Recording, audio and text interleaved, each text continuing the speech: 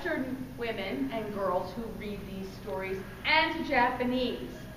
And as a result, Clamp really became a market force in anime and manga, and continues to be that way today.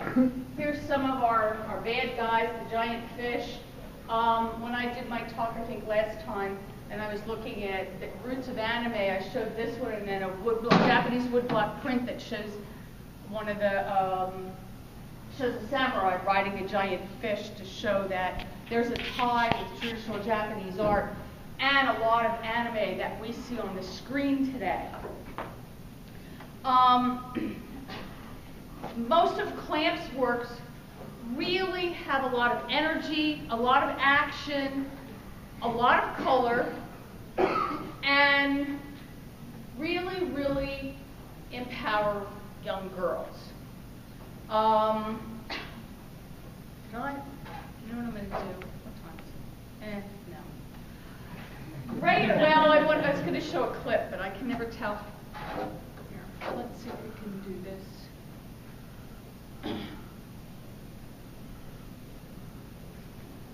See if mine.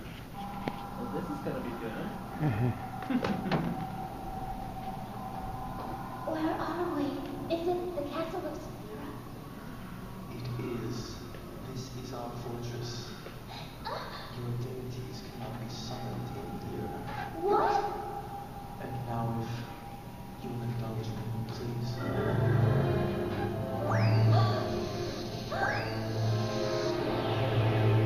Beautiful, isn't it? More beautiful than any person could ever be. It's that bird. You must be Ego. No! What are you doing? What's happening?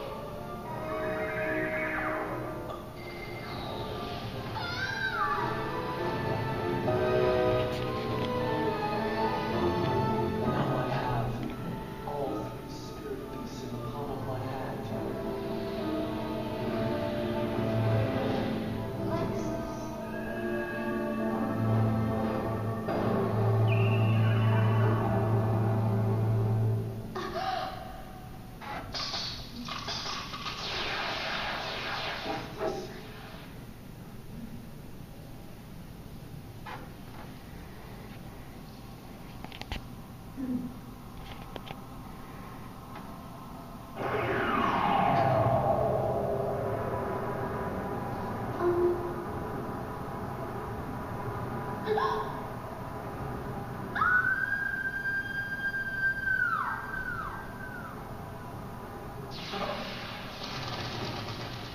Emerald, you can feel this power.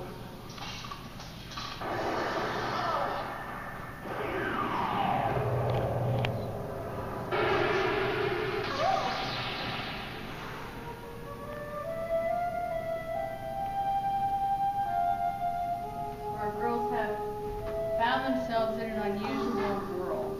Go ahead and stop this and go back.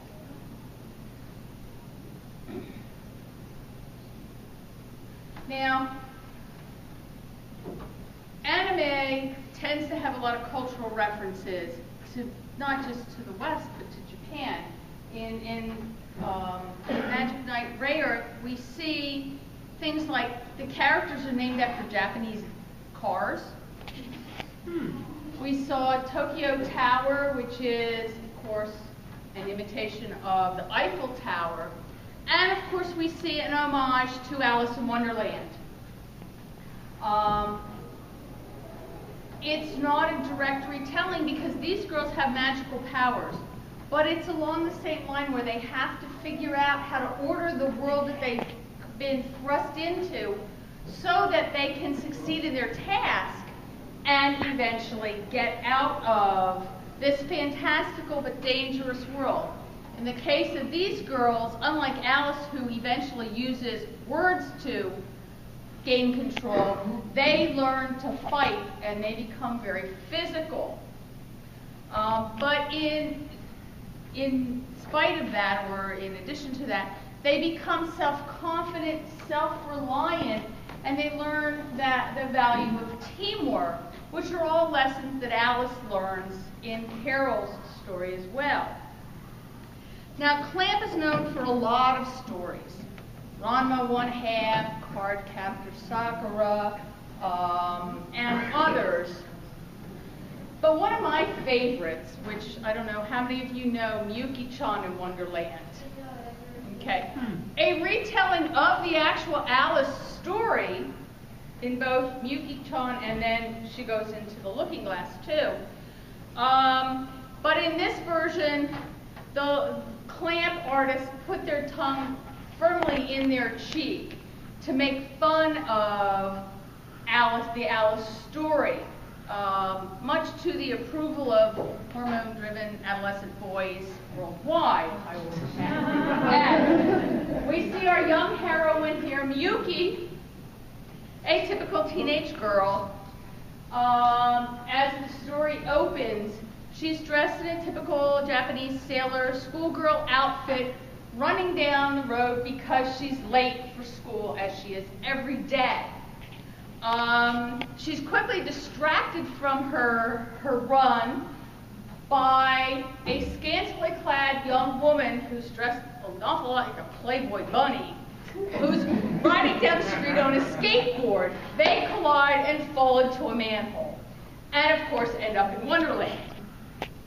Now, this is kind of a really different Wonderland because it's definitely, shall we say, a sex-obsessed Wonderland, because all of Lewis Carroll's characters are women, really voluptuous women. We have the Cheshire Cat.